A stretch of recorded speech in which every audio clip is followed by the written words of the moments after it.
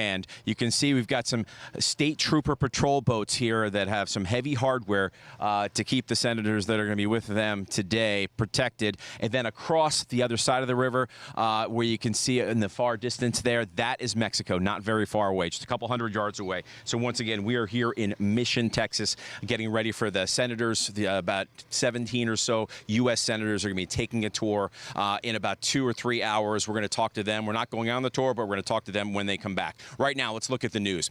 We have new video to show you of migrants crossing into the U.S. in the Rio Grande Valley. Now, this is from Roma, Texas, a town of 10,000 people with historic buildings and boarded up a storefront. This is the latest epicenter from growing numbers of families and children to enter the United States illegally to seek asylum. Within an hour of darkness Wednesday, rafts carrying a total of about 100 people hit land, including many families with toddlers and children as young as age 7 traveling alone. There were more than 16,000 unaccompanied children in the government custody as of Thursday, including about 5,000 in substandard customs and border protection facilities. And during President Joe Biden's first press conference, he repeatedly blamed the Trump administration for the current immigration crisis. Biden's executive order created let's take a listen. All the policies are underway. We're not helping at all. Did not slow up the amount of immigration and as many people coming. And rolling back the policies of separating children from their mothers, I make no apology for that. Rolling back the policies of remain in Mexico, sitting on the edge of the Rio Grande in a muddy circumstance with not enough to eat. I make no apologies for that. During the press conference, Joe Biden specifically mentioned his efforts to halt the Remain in Mexico policy and stop separations of migrant families at the border that were implemented under the Trump administration. And last time there was a surge at the border, Democrats had a flurry of hearings. But of course, that was when the president was a Republican by the name of Donald Trump. This time around, you can hear the crickets chirping. But on Thursday, Republicans began demanding that things change. As the Washington Times is reporting, Kentucky Republican James Comer on Thursday called for an investigation into Joe Biden's handling of the border crisis, which the congressman says worsens by the day. Republicans began the call for things when they sent a letter to the chairwoman of the House Oversight and Reform Committee, Carolyn Maloney of New York. But she has yet to respond or react. And joining us right now is retired Border Patrol Division Chief Jim Weiner. Jim, thanks for joining us. Let's begin by talking about the gag order that is in place right now for Border Patrol. What can you tell us about that? So, just like during the Obama administration, we saw the same thing where orders came down with a gag order that we were not supposed to talk about a crisis going on or interact with the media and things like that. And you're seeing that again right now. And so, I say to our president and his administration, what are you trying to hide?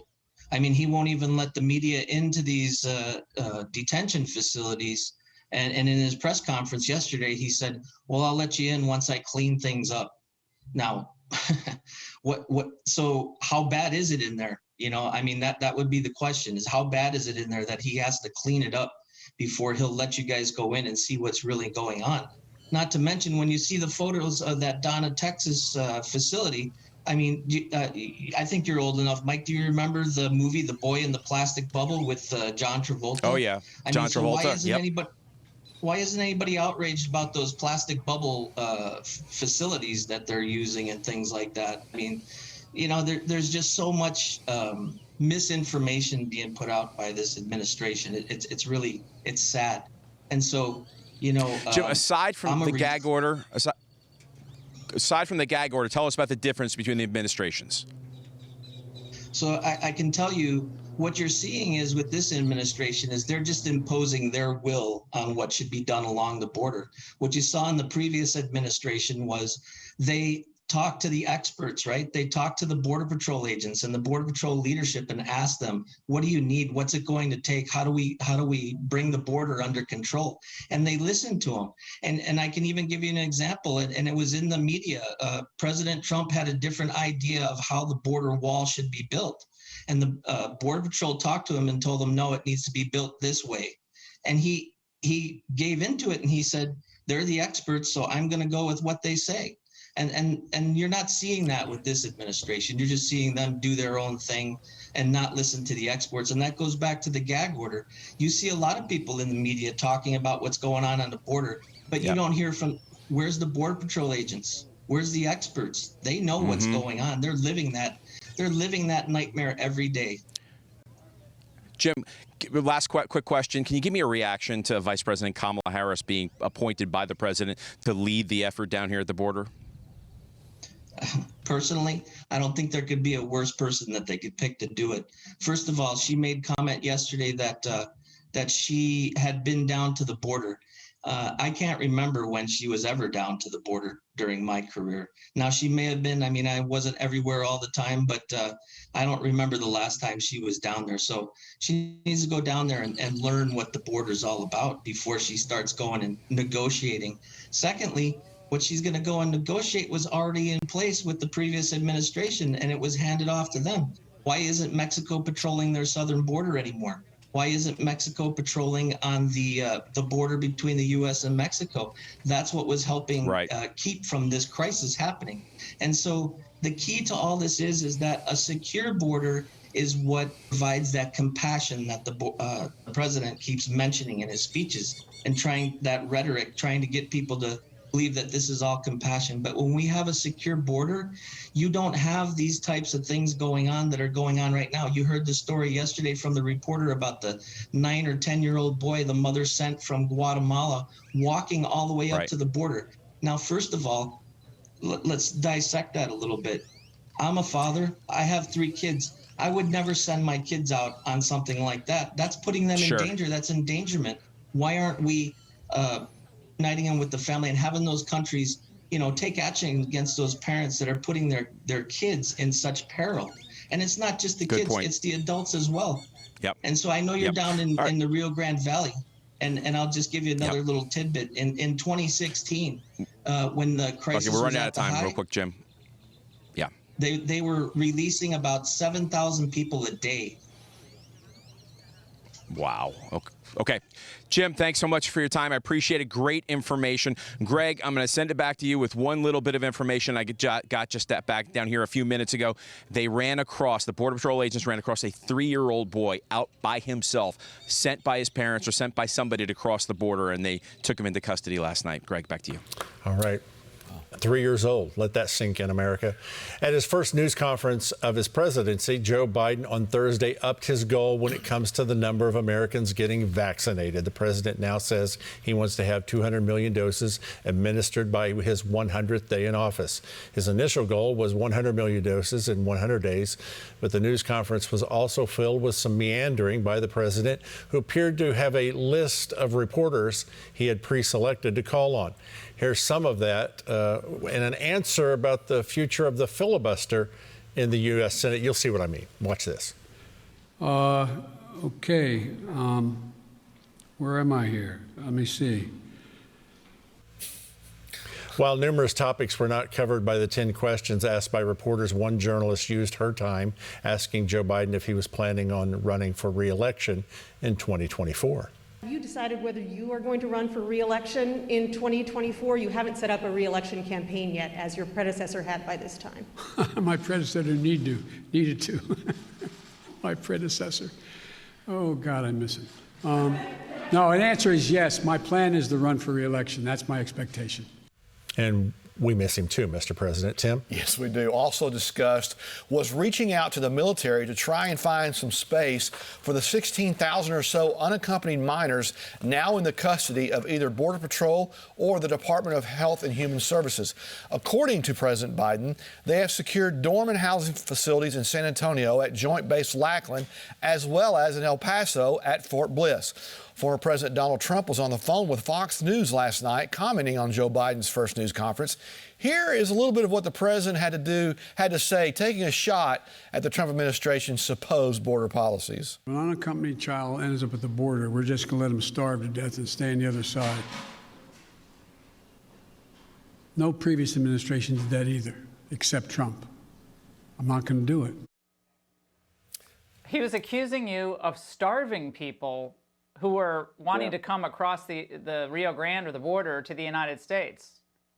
Your reaction? Well, first of all, it's just the opposite. But by the time we finished what we were doing, very few people were coming up because they knew they weren't going to get through. We stopped catch and release, which was a disaster. That's where you catch somebody, take their name, and release them into our country. We stopped that. They were supposed to come back years later and go to court, but nobody ever comes back and goes to court. And the very biggest thing was we had the stay in Mexico policy, and that means that we wouldn't allow people to wait in our country until they were totally checked out, which most of them didn't get checked out, and they would go back to their own country. If young kids were with parents, but a lot of times they weren't, and we would take care of them. But it is what they're doing now is outrageous. Yeah, he said, Greg, but we're going to get to the bottom of it here in a moment. Go ahead. All right, I want to bring in America's constitutional coach and Victory News contributor Rick Green. Rick, we're doing some fact checking on the press conference yesterday. Your thoughts? Well, it was a disaster, first of all, an embarrassment to the country, and just continues to tell the rest of the world and our enemies around the world that our president is not capable of leading our nation. He's not even capable of having an actual press conference. This wasn't a press conference. It was reading a few talking points and calling on pre-prepared reporters. So, you know, it's got to stop at some point. And, of course, we mentioned that last week. 25th Amendment's going to have to be invoked at some point if Biden's family is not going to have the courage to pull him off the national stage when he does not have the mental ability to do the job. But certainly, yeah, no question, we need to be fact-checking him. Look, Donald Trump was solving this problem, had reduced the problem way below what it was when Obama had sent the same signal to folks and encouraged them to come. And had Biden not stopped the building of the wall and stopped the good policies that Trump had in place, we wouldn't be dealing with this. And it is now a humanitarian crisis. Mike's looking at it firsthand. This is horrific what's happened. People are going to die. More children will be in sex slavery as a result of the horrible policies of this president. And I'm thankful that we've got some senators and others that are calling him on this and pushing back. And I'm just praying that we can get some good policies back in place to stop the harm. Yeah, it's not just the humanitarian, it's the drugs, it's the environment, what they do to the desert out there. I've seen it firsthand. You're the constitutional coach. Real quickly, this is part of the federal government's responsibility, isn't it? The border? Absolutely. You know, Article 1, Section 8 puts this squarely in the hands of the federal government. The founders designed it that way because they didn't want one state to allow for what they called obnoxious aliens to come in, that would be allowed to come in with a low threshold in one state and then travel to other states and harm their economy or have criminal elements or whatever it might be. So their view was that if we did this at the national level, we would have a high bar for everyone. President Biden is doing the exact opposite. He's saying no bar, essentially allow anyone to come, which harms every state in the union, but especially my home state of Texas, where they are flooding across the border. These ranchers that live down in South Texas, it is a very, very difficult situation, what we're facing right now. Thankfully, the state of Texas is stepping up and starting to do the job of the federal government in some of these cases. But yes, it does constitutionally, it is constitutionally at the feet of the federal government, but they're simply not doing their job. Great information. Thank you, Rick. You mentioned Texas. Let's go to Arizona. I want to bring in Sheriff Mark Lamb from Pinal County in Arizona. Sheriff Lamb, thank you for joining us today. You are in Cochise County, near the border there in Arizona. It seems to me, sir, that the cartels are running the border now and not us. Is that correct? Well, yeah, that's correct. The cartels have been running the border for a while. And we just had a president who was doing the best he could to stop that. And his policies and his the things that he implemented were effective. And now we've completely undone that. And so all we've done is embolden the cartels. Whether Joe Biden did it, whether he did it intentionally or unintentionally, he's responsible for aiding and abetting these cartels and their operations. They're making money hand over fist right now on bodies and drugs coming into this country. And you mentioned something right before I came on where you talked about this is no longer about immigration. This is about human trafficking and drug trafficking into this country. And we are committed to stopping that. And every American should be alarmed by what's going on. Okay, so I want to ask you the situation there in Arizona. There's a lot of focus today on Texas because the senators are here. Is what the president said yesterday, we're fact-checking today with people that, like you, that are there. Is that accurate, the portrayal of the situation there in Arizona? No, not at all. You know, I remember a Seinfeld episode where George Costanza says, Jerry, if you believe it, it's not a lie. I think they truly do believe that their policies are effective, but they're not. The fact of the matter is this is a problem. They're not just releasing everybody, they're not only letting kids come in and turning it away the other ones. They are actually allowing these people to come in. I caught 35 people in my county, which is between Phoenix and Tucson. We're about 60 miles off the border. I called Border Patrol. They didn't have any agents in the area. Called ICE. They couldn't come take them. So I had to release 35 people into my community. We caught 49 one day. We catch about 20 a day. We're having a pursuit and a bailout, which means we pursue them. They bail out of the vehicle. That's happening every day in our county. We had the last 3 days in the morning, we've had those. So they're not returning everybody. I can tell you firsthand, they're just dumping them right into our communities. And the private prison now just told us, hey, ICE isn't going to deport these folks that we're releasing anymore. So we're releasing them right into your little small town where your sheriff's office is. Okay, sir, on that note that you just mentioned, let me read you what the president said in his press conference yesterday and get your thoughts on this. He said, if you take a look at the number of people coming in, the vast majority, the overwhelming majority of people coming to the border and crossing are being sent back. True or false? No, that's false. Whether they're maybe right at the checkpoints, that might be true. But they're not taking into consideration the fact that they've moved all their Border Patrol agents away from these areas where the cartel has historically trafficked humans and drugs. And because they're dealing with all these kids on the border, now they're coming completely unchecked in through these areas, through the desert and into counties like mine. And they're not turning them away. When we catch them, they're telling us just to release them. So that's a flat out lie. Facts are facts. They have a hard time getting around those, but they've got a complicit media that is just feeding the same lines that they feed us. The media is just feeding that out to the American public, and it's just not true. It is not true, and that's why we came directly to you, and we came directly to the Texas border today to get the truth. The American people are smart, and if you tell them the truth, they'll rally around it every single time. Sheriff, thank you so much for what you're doing. Mike, I'll throw it back to you for a moment. And Greg, Democrats and Nancy Pelosi are showing their true colors, demonstrating that what matters most is power. Well, and we want to be fair. Now, if I wanted to be unfair, I wouldn't have seated the Republican from Iowa, because that was my right on the opening day. I would have just said, they're not seated. And that would have been my right as Speaker to do.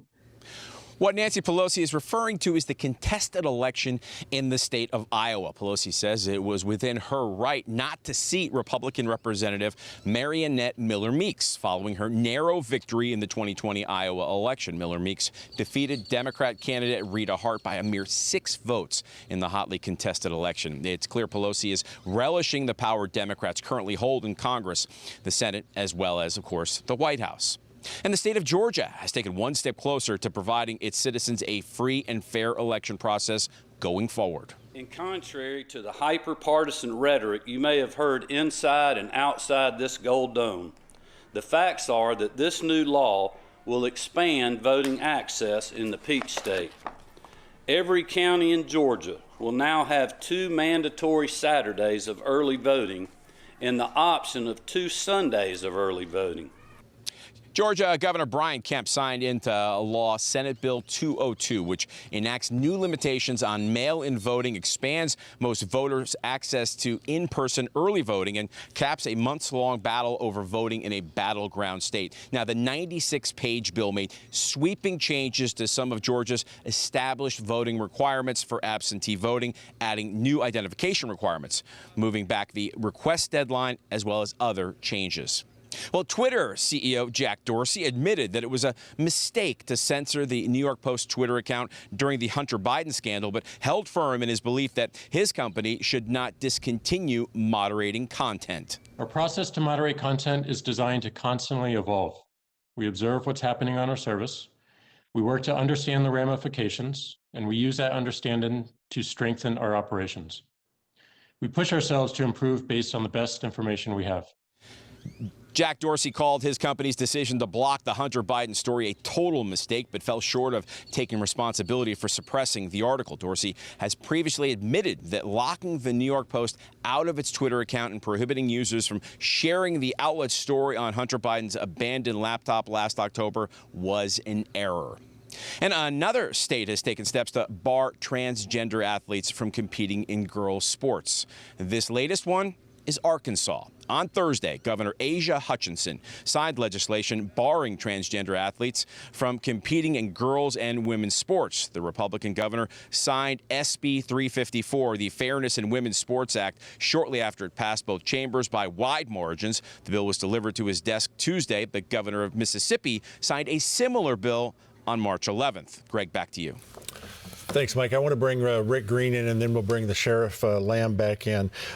He was just talking about the Bidens. Hunter Biden, we're working on a story now where Hunter Biden may have committed, and it's alleged, may have committed a felony where a handgun is concerned. Rick, we saw the tragedy. We don't condone anything that happened there in Colorado and Boulder. But let me go over the facts of Boulder, Colorado's, and the state of Colorado's gun laws. They have universal background checks. They have a 15-round magazine limit. They have the red flag law. They have closed loopholes to gun shows. They have mental adjudication for firearm ownership. They have, if you have a restraining order on you, you can't get a firearm. There's an assault weapon ban in Boulder County, Colorado, and a 10-round magazine limit. Yet all of those laws, this still happened. Your thoughts? Let's look at the Second Amendment on that. Go.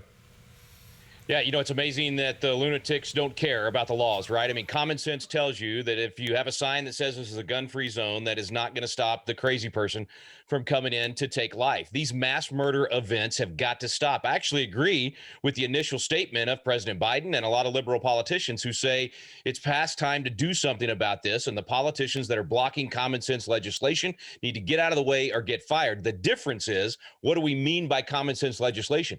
They think that all of these naive gun control laws are going to stop crime. It doesn't. Evil exists in our world. We know that. We understand the depravity of man. And the only thing that's going to stop that bad guy that comes in to commit mass murder in your grocery store, your Walmart, your restaurant, your church, wherever it may be, is not a good guy with a gun, but a trained good guy with a gun. And we need national reciprocity that allows good guys that are trained with their guns and gals to be in any of these stores or any of these places anywhere in the country. When I drive into another state, I don't have to stop and get a different driver's license. Why should I have to not be able to use my concealed carry license in these other states? The reason I'm dressed like I am right now is I'm out in Nevada training 300 people right now on the Constitution and on how to defend their family and defend those around them should the wolf show up at their door. And these politicians that are preventing girls on college campuses from being able to carry their weapon they're trained with, and then they get raped, prevent people from being able to stop these mass murders in their tracks. They've got to get out of the way, and we need to be able to allow our good people to carry weapons. I am so angry right now, righteously angry, because we allow these crazy people to go aisle by aisle for 30 minutes or sometimes an hour murdering people because we didn't allow for the good folks to have the guns to stop it. You can't have a police officer in every store or in every home or on every corner. That would be a police state. We don't want that. So we need the citizens to be able to do that. And last thing I'll say on that, Greg, is I appreciate you have Sheriff Lamb on, because we need to be praying for Sheriff Lamb. Yes. All of these sheriff deputies and all of these police officers, their job is hard enough as it is in a country that lately has been denigrating and not honoring these guys, but instead, the crazy stuff that people are doing against cops right now. Their job's hard enough, but now President Biden has made his job very, very difficult. So let's be sure and lift those folks up in prayer. And we will, and we certainly will. I want to bring Sheriff Lamb in from Arizona, Pinal County. Sheriff, if you got just a second, I want to show you a photo that was given to us by Sheriff Daniels in Cochise County. That man there is carrying what looks like an AR, and he's not one of our guys. That's a cartel member. That's coming across the border. Have you seen that and know about that? Oh, yeah. In our county, we actually even have scouts that live in the mountains. They're armed up there, and they are there to ensure that the humans and the drugs that are being trafficked in are not intercepted by law enforcement or RIP crews. The RIP crews are drug dealers from the Phoenix area that will come down and steal the drugs from the other smugglers. So, yeah, we see the armed guys all the time, even in our county. I know they happen here in Cochise County, and it is a real problem. And now, you have no idea who's coming in, whether they're from Mexico, Guatemala, Iran, who knows? And we've caught them from all over the place. And all Americans should be concerned with the security of this country when you allow people to come in completely unchecked. And I want to quickly thank Rick for those prayers.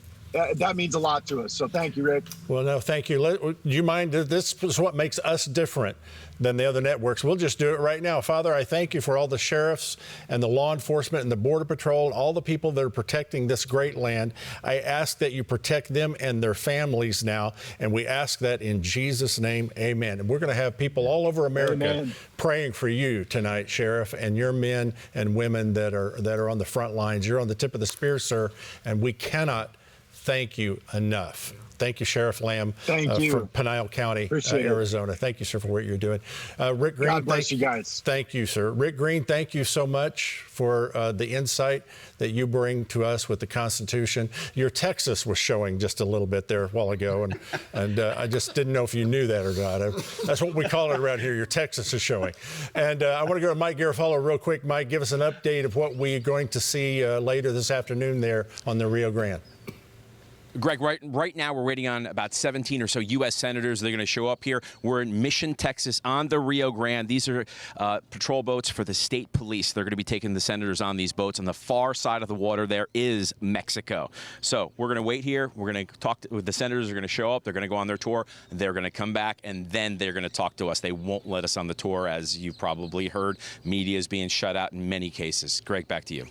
Thank you so much for being there. Victory News viewers across America, around the world, you're getting it firsthand. Today, we're not coming against President Biden. We're just fact-checking. We're just getting the facts from the people who are there, who know firsthand, the people who are experts in the Constitution. And that was our purpose today, and that's what we're doing. We bring you news in the spirit of faith and in the truth, because information under the anointing makes you powerful. You won't fall for things. Continue to pray for America. Somebody thanked me one time for my service, and I said, the greatest thing you can do for me is be a good American. I want to thank special guest Sheriff Mark Lamb, former U.S. Border Patrol agent Jim Weiner, Victory News contributor Rick Green, all of you for being with us today. Thank you for watching. Be sure to join us again this afternoon for new updates, new information, 5 Eastern, 4 Central Time, right here on Victory. God bless each and every one of you. Have a great afternoon. We'll see you tonight. Tim. God bless you, everybody.